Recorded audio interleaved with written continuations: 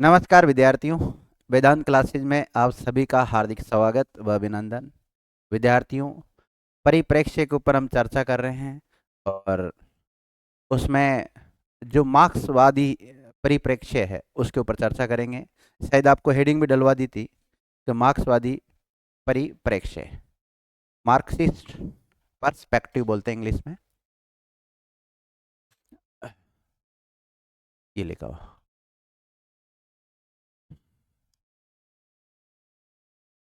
मार्क्सवादी परिप्रेक्ष्य, ये अपना जो पर्सपेक्टिव टॉपिक चल रहा है, परिप्रेक्ष्य चल रहा है, उसमें कौन कौन से पर्सपेक्टिव लिखाए थे। मैंने आपको स्टार्टिंग में हेडिंग डलवाई थी, नहीं ये पॉइंट डलवाए थे मैंने आपको शुरुआत में। कौन कौन से पॉइंट डाले थे आपने उसमें कि कौन कौन से परिप्रेक्ष्य के बारे में हम चर्चा करेंगे। भारत विद्या से पहले ही लिखा दिया होगा। हाँ, कौन कौन से लिखाए थे बताओ। हाँ, कौन कौन से लिखाए थे उसमें। ऐतिहासिक लिखाया था, तुलनात्मक लिखाया था, संरचनात्मक लिखाया था, संघर्षात्मक लिखवाया था, उद्विकासवादी लिखवाया था, और और ये लिखवाए थे। मार्क्सिस्ट वाला नहीं लिखवाया था, ये एक्स्ट्रा में आ गया, तो इसको भी लिख लो आप। हाँ, वहीं लिख सकते हो, वहाँ लिखने की जरूरत नहीं बात। आप तो इधर एक्स्ट्रा वाले में लिख लो, अन्य में करके इसको। हाँ, मार्क्सवादी परिप्रेक्ष्य। हाँ, मतलब समाजशास्त्र के जो उपागम परिप्रेक्ष्य पद्धतियाँ हैं उसमें इनका नाम आता है, लिस्टेड है ये पूरी। ठीक है, लिखिएगा। कार्ल मार्क्स ने,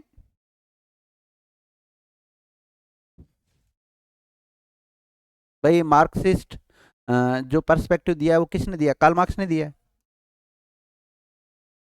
कार्ल मार्क्स ने अपने सिद्धांत में कहा कि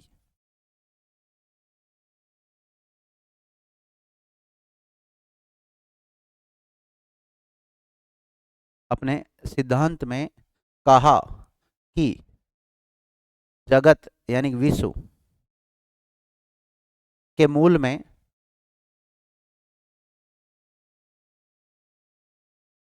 के मूल में विचार नहीं है बल्कि पदार्थ है।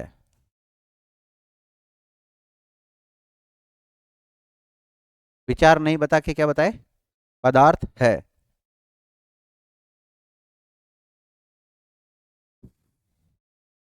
और ये पदार्थ भी स्थिर नहीं है, ये पदार्थ भी स्थिर नहीं है, बल्कि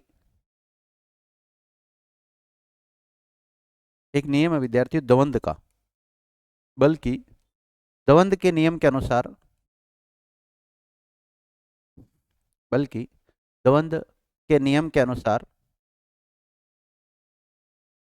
निरंतर परिवर्तनशील रहते हैं।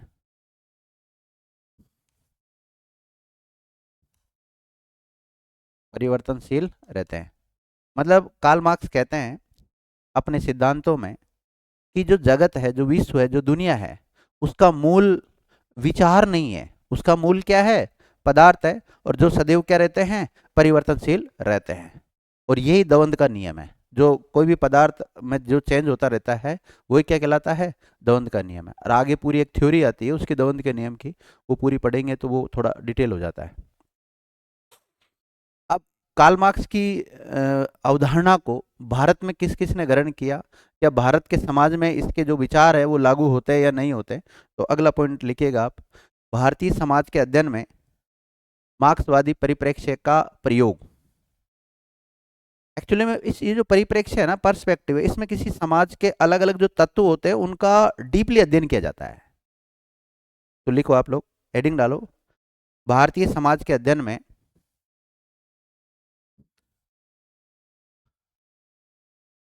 मार्क्सवादी परिप्रेक्ष्य का प्रयोग।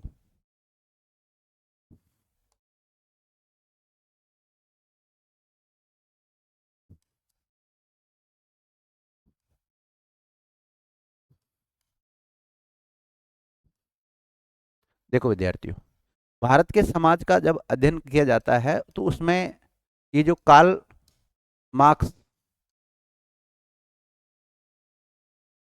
का जो परिप्रेक्ष्य है इसका भी यूज लेते हैं ना। तो इसका किस प्रकार से यूज लिया गया है वो लिख लेते हैं हम। लिखो, इस परिप्रेक्ष्य का, कौन से परिप्रेक्ष्य का? कार्ल मार्क्स वादी जो परिप्रेक्ष्य है उसका। लिखिएगा, इस परिप्रेक्ष्य का व्यवस्थित एवं विस्तृत प्रयोग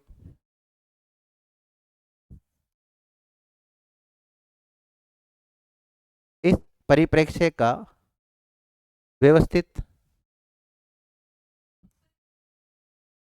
इस परिप्रेक्ष्य का व्यवस्थित व विस्तृत प्रयोग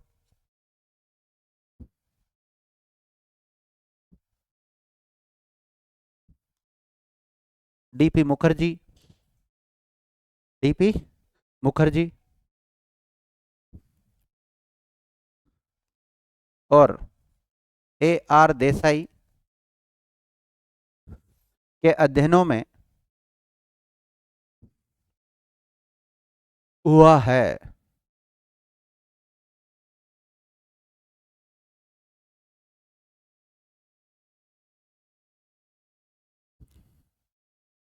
देखो विद्यार्थियों, कार्ल मार्क्स तो एक यूरोपियन है विद्यार्थियों, तो ये तो एक प्रकार से यूरोपियन विचारधारा है, लेकिन उसका भारत के समाज में जब अध्ययन किया गया, उस चीज़ का यूज लिया गया भारत के जो समाजशास्त्री उन्होंने, तो उसमें किस किस का नाम आता है?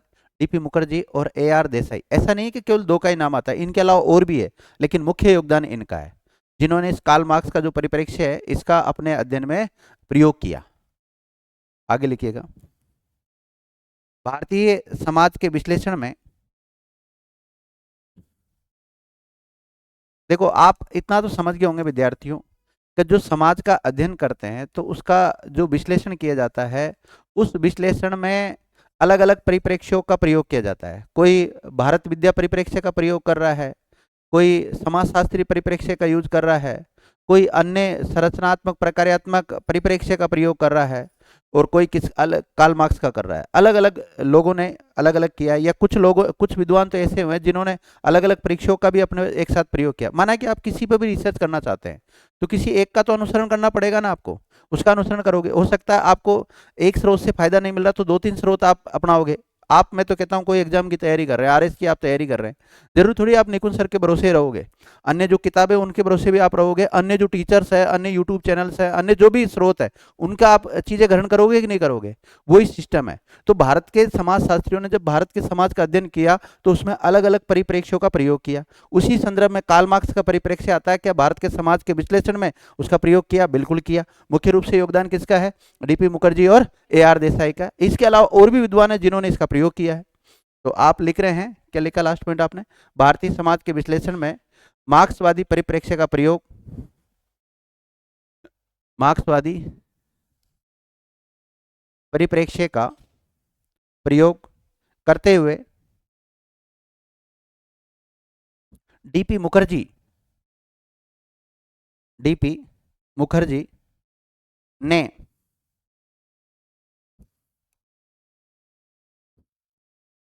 द्वंदात्मक, द्वंदात्मक ब्रैकेट में द्वंद्ववाद, द्वंद्वात्मक ब्रैकेट में द्वंद्ववाद के आधार पर भारतीय समाज में होने वाले परिवर्तनों को, होने वाले परिवर्तनों को, होने वाले परिवर्तनों को समझाने का प्रयास किया, समझाने का प्रयास किया, और आंतरिक तथा बाह्य परंपरा के रूप में,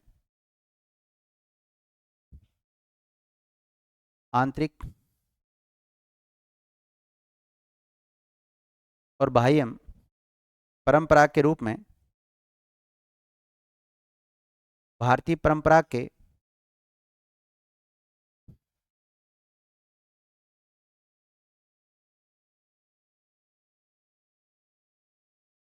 इस्लामिक एवं पश्चिमी परंपरा को पश्चिम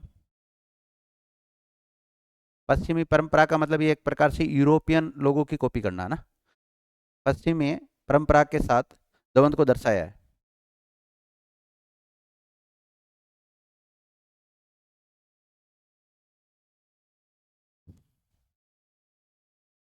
देखो आप कल्पना करो भारतीय समाज की, कि पहले भारत का जो समाज था वो एक सनातनी धर्म को मानता था। किसको मानता था? सनातनी धर्म को मानता था। फिर बाद में धीरे धीरे मुस्लिम आक्रांताओं ने भारत के ऊपर आक्रमण किया, तो जो मुसलमानों के, जो इस्लाम के जो कल्चर है वो इंडिया में आएगा कि नहीं आएगा? आ गया। फिर उसके बाद में हम अंग्रेजों के गुलाम हो गए, तो उनका कल्चर आ गया। तो इनमें आपस में द्वंद्व होगा कि नहीं होगा? भाई भारत का खुद का समाज, फिर उसके बाद में इस्लाम का आ गया, फिर उसके अलावा अंग्रेजों का आ गया, तो आपस में इनमें क्या हो रहा है? टकराव हो रहा है, द्वंद्व हो रहा है। तो उसी का ही इन्होंने एक प्रकार से अध्ययन किया है। इन्होंने इन्होंने डीपी मुखर्जी ने, इन्होंने भारतीय परंपरा के अंतर्गत, भारतीय परंपरा के अंतर्गत उच्च एवं स्थानीय परंपरा के बीच अंतर्गत उच्च एवं स्थानीय उच्च एवं स्थानीय परंपरा के बीच भी द्वंद्व की, द्वंद्व का मतलब टकराव आपस में, है ना? द्वंद्व की विवेचना प्रस्तुत की है, विवेचना प्रस्तुत की है।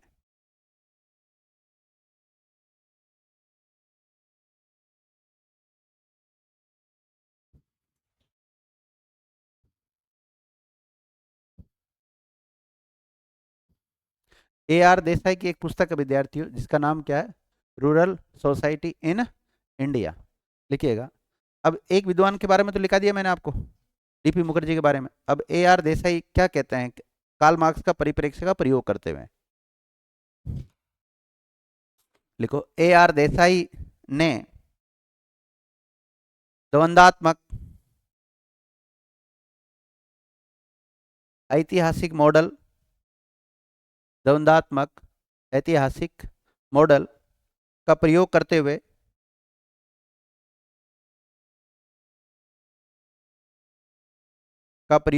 हुए भारत में परिवर्तन की आर्थिक एवं सामाजिक नीतियों नीतियों तथा राज्य की संरचना में निहित विरोधाभास एवं विसंगतियों को उजागर किया है।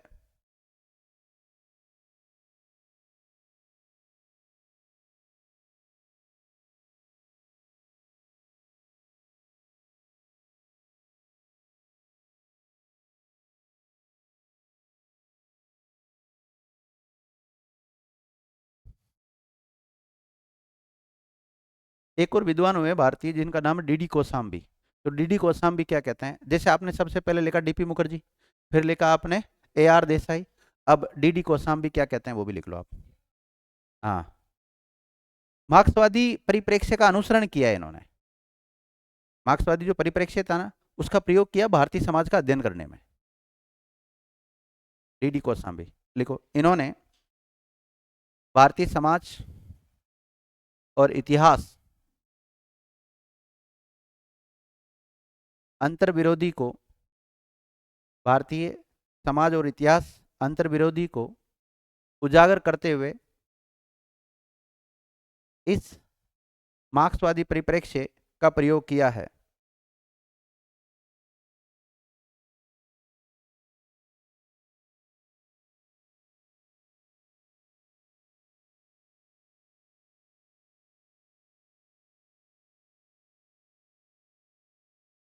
का प्रयोग करते हुए इस परिप्रेक्ष्य का प्रयोग किया है। विरोधी का उजागर करने में इस परिप्रेक्ष्य का प्रयोग किया है। इस परिप्रेक्ष्य का प्रयोग किया है।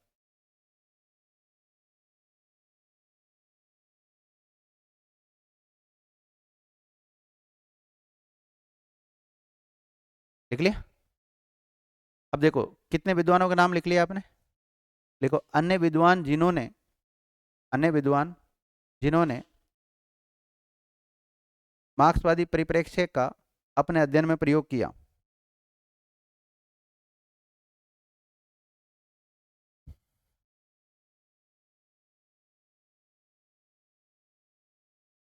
उसमें नाम लिखो के रंगराव,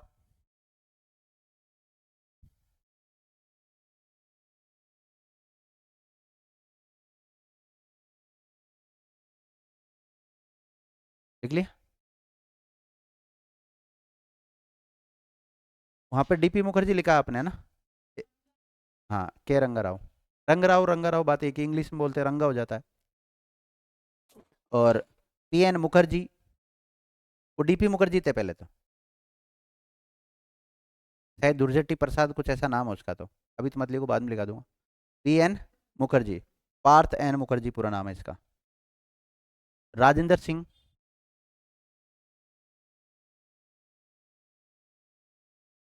लिख लिया? डी एन धनागरे,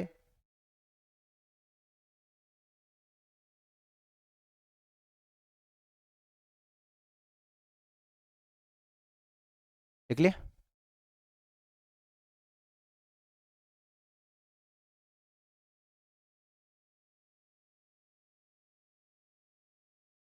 लिखो कैथलीन गफ ने, अगला फैक्ट लिखो, कैथलीन गफ ने तंजोर गांव का अध्ययन किया था विद्यार्थियों। इसका किया था? तेजलिन गफ ने तंजोर गांव का अध्ययन करते समय अपने वर्ग स्त्रीकरण की व्यवस्था में, अपने वर्ग स्त्रीकरण की व्यवस्था में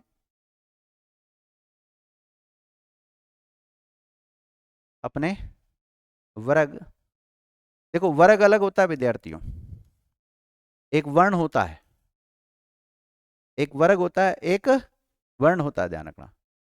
बाद में जाके पहले शुरुआत में वर्ण जो होता था, जैसे क्षत्रिय वैश्य जो भी होते थे, वो पहले क्रम प्रधान था, वो क्रम के आधार पर डिसाइड होता था।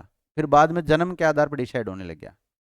और वर्ग तो एक प्रकार से समूह होता है अलग टाइप का। क्या लिखा आपने? कैथलीन गप ने तंजोर गांव के अध्ययन में वर्ग स्त्रीकरण की व्यवस्था में भूस्वामियों,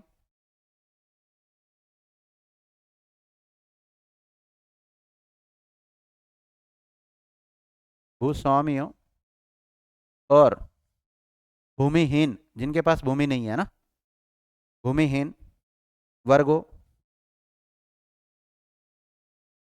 एवं कृषि मजदूरों, कृषि मजदूरों के शोषण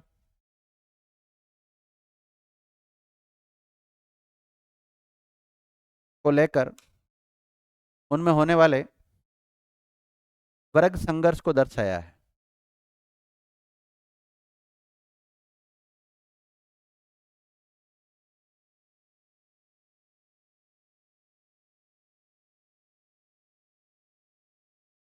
देख लिया? देखिएगा विद्यार्थियों, मतलब एक व्यक्ति है जिसका नाम है कैथलीन गफ, सोशोलॉजिस्ट है। इसने तंजोर गांव का अध्ययन किया था। कहाँ का अध्ययन किया? तंजोर गांव का अध्ययन किया। तो इसने देखा कि ऐसे लोग जो भूमि के मालिक है, और ऐसे लोग जो भूमि के मालिक नहीं है, कृषि करते हैं लेकिन वो मजदूरी करते हैं, खेतों में काम करने के लिए आते नहीं मजदूर, वो इनमें आपस में जो संघर्ष देखा है, उसको इन्होंने अपने अध्ययन में, या अपना जो वर्ग स्थिरीकरण प्रस्तुत किया है इन्होंने समाजशास्त्र का, उसमें उल्लेख किया है। ठीक है? इसके अलावा भी कई विद्वान हैं जिन्होंने मार्क्सवादी परिप्रेक्ष्य को प्रयोग करने या समझने की कोशिश की है। तो लिखिएगा नोट, विपिन चंद्रा, विपिन चंद्रा, कौमा दीपांकर गुप्ता, अभिजीत पाठक, अभिजीत पाठक ने भी भारतीय समाज को, दीपांकर गुप्ता,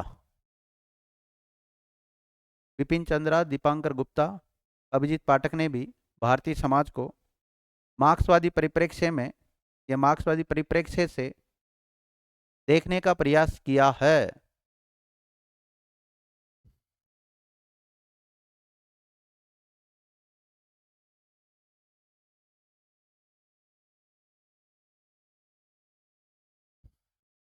समझ गए? तो विद्यार्थियों, ये जो मार्क्सवादी परिप्रेक्ष्य है इसकी बातें कंप्लीट हो गई। अब इस मार्क्सवादी परिप्रेक्ष्य की क्या करेंगे हम? आलोचना। क्या करेंगे? आलोचना। अगला पॉइंट डालो, मार्क्सवादी परिप्रेक्ष्य की आलोचना। बुराई करेंगे इसकी।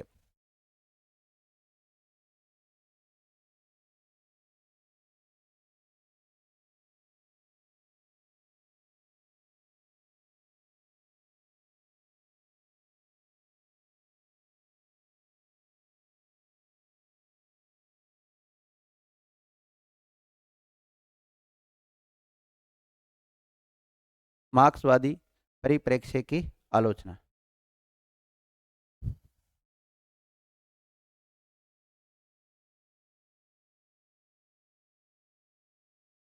देखो विद्यार्थियों, समाज का जब अध्ययन करते हैं तो समाज के अध्ययन में बहुत सारे बिंदु आते हैं।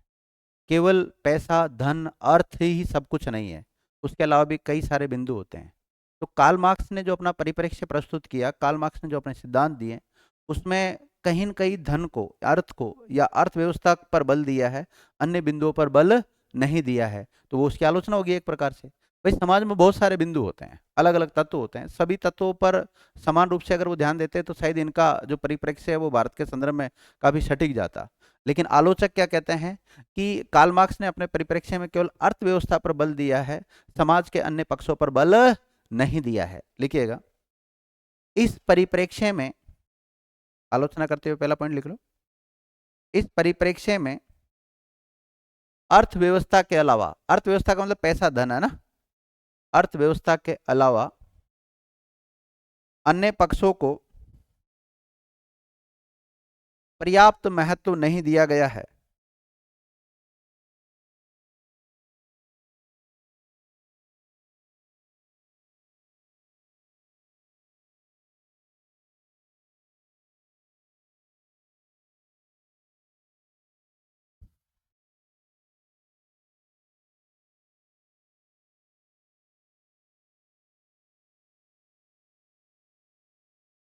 लिख लिया? लिखो अगला पॉइंट, इस परिप्रेक्ष्य में,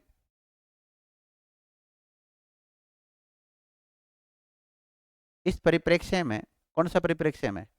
कार्ल मार्क्सवादी या मार्क्सवादी परिप्रेक्ष्य में? मार्क्सवादी परिप्रेक्ष्य में अध्ययन के दौरान, अध्ययन के दौरान केवल विचलन, संघर्ष और तनाव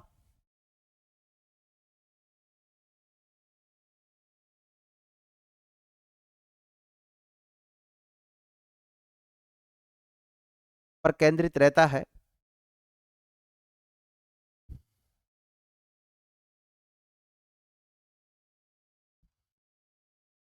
केंद्रित रहता है और भारतीय समाज में विद्यमान, भारतीय समाज में विद्यमान मूल्यों पर ध्यान नहीं देता है, मूल्यों पर ध्यान नहीं देता है।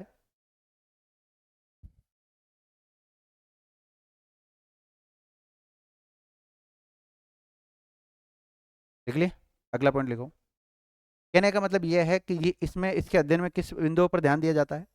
विचलन, संघर्ष और तनाव, और बल्कि मूल्यों पर ध्यान नहीं दिया जाता है, बल्कि वैल्यू, मूल्य इंपॉर्टेंट है भारतीय समाज के लिए। तीसरा पॉइंट लिखो, भारतीय समाज में होने वाले परिवर्तन, भारतीय समाज में होने वाले परिवर्तन और विकास के विश्लेषण को और विकास के विश्लेषण को ये समाज की अर्थव्यवस्था में होने वाले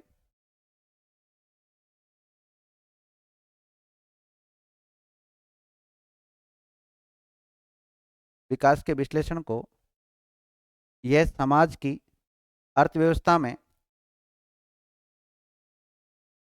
होने वाले परिवर्तन होने वाले परिवर्तन एवं विकास पर आधारित करता है एवं विकास पर आधारित करता है।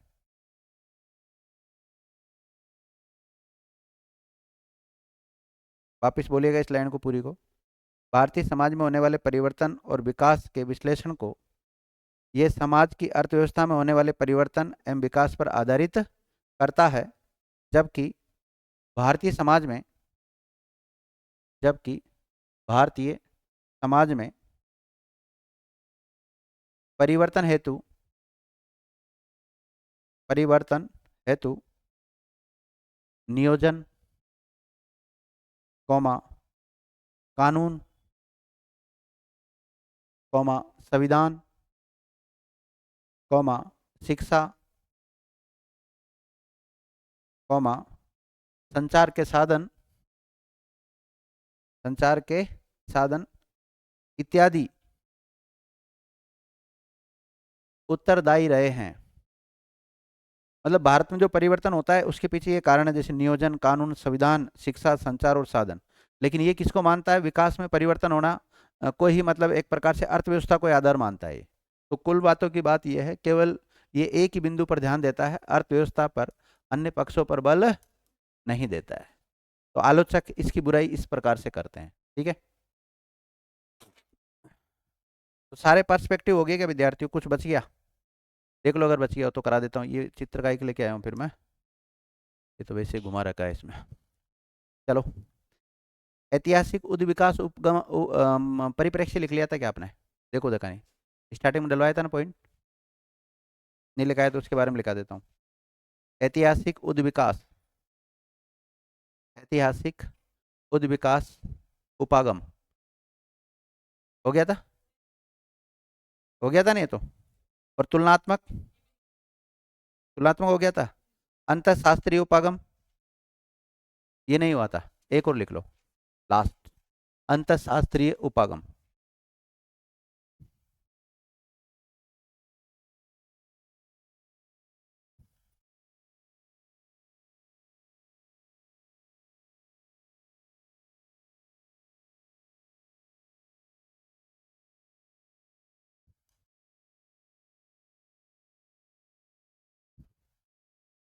अंतःशास्त्रीय उपागम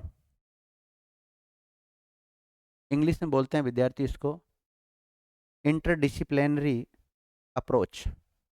इंटरडिसिप्लिनरी अप्रोच।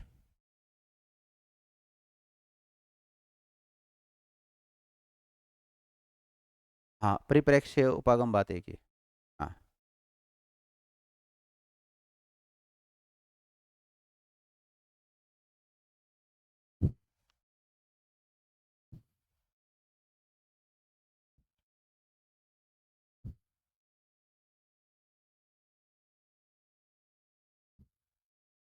लिख लिया आप लोगों ने? क्या लिखा है? अंतःशास्त्रीय उपागम। अब ये अंतःशास्त्रीय उपागम क्या होता है इसके बारे में लिखो।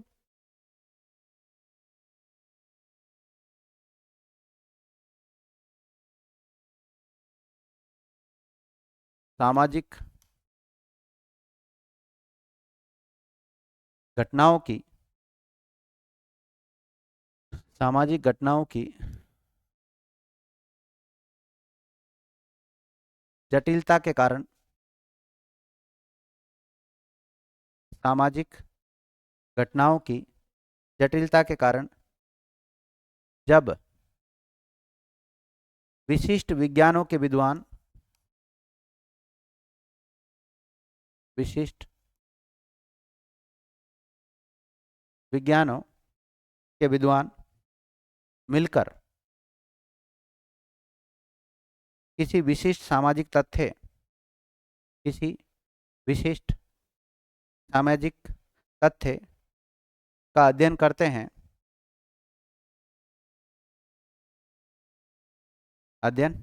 हैं, तो अध्ययन की ऐसी पद्धति को ही अध्ययन की ऐसी पद्धति को ही अंतःशास्त्रीय उपागम कहते हैं।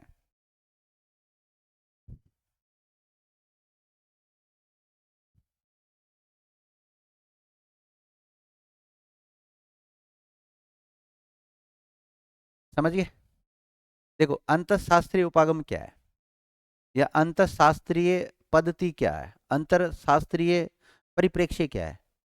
इसमें होता है क्या विद्यार्थियों, माना कि कोई ऐसा सामाजिक बिंदु आ गया या कोई भी व्यवस्था का हमें अध्ययन करना है जो काफ़ी जटिल है। क्या है? जटिल है। तो उसमें अलग अलग क्षेत्र के एक्सपर्ट को लेकर आएंगे हम।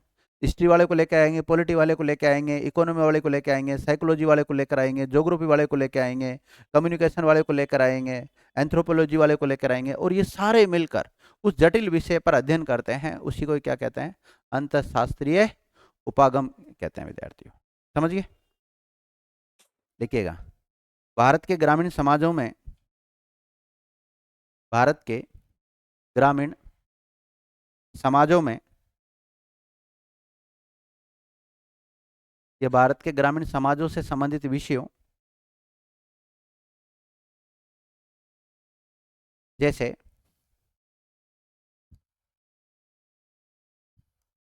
पंचायती राज, कौमा, पहले पंचवर्षीय योजना चलती थी, कौमा, पंचवर्षीय योजना, कौमा, लोकतांत्रिक विकेंद्रीकरण, लोकतांत्रिक विकेंद्रीकरण, लोकतांत्रिक को क्या बोलते हैं इंग्लिश में? डेमोक्रेटिक। और विकेंद्रीकरण को बोलते हैं डिसेंट्रलाइजेशन। डेमोक्रेटिक डिसेंट्रलाइजेशन की बात आती है जहाँ पर, कौमा, हरित क्रांति, ग्रीन रिवोल्यूशन है ना, इत्यादि का अध्ययन इसी उपागम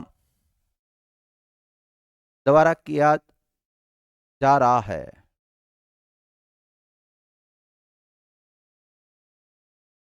समझ गए?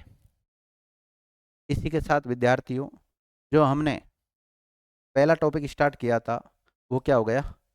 कंप्लीट हो गया। हालांकि ये अपने आप में पहला टॉपिक नहीं है, इसमें बहुत सारे 8-10 टॉपिक हमने समाहित किए हैं, लेकिन मुख्य रूप से जैसे समाजशास्त्र क्या है इसको हमने देख लिया, अर्थ देख लिया, प्रकृति देख लिया, ये जो परिप्रेक्ष्य लिखे ना अपने ये सारे परिप्रेक्ष्य देख लिए। समाजशास्त्र और अन्य जो सामाजिक विज्ञान है उनमें क्या संबंध है, जैसे मैंने आपको लिखाया था, समाजशास्त्र का इतिहास के साथ क्या संबंध है, समाजशास्त्र का मनोविज्ञान के साथ क्या संबंध है, लिखाया था ना, अर्थशास्त्र के साथ क्या संबंध है, राजनीति शास्त्र के साथ क्या संबंध है, इनको ये सारे संबंध अपने कंप्लीट हो जाते हैं। और छोटी मोटी बातें बीच में आई थी, वो सारी बातें मैंने आपको पढ़ा दी थी। इसी के साथ ये लेक्चर कंप्लीट होता है। अगली क्लास में अगले लेक्चर के साथ मिलेंगे, अगले बिंदु के साथ चर्चा करेंगे विद्यार्थियों। धन्यवाद।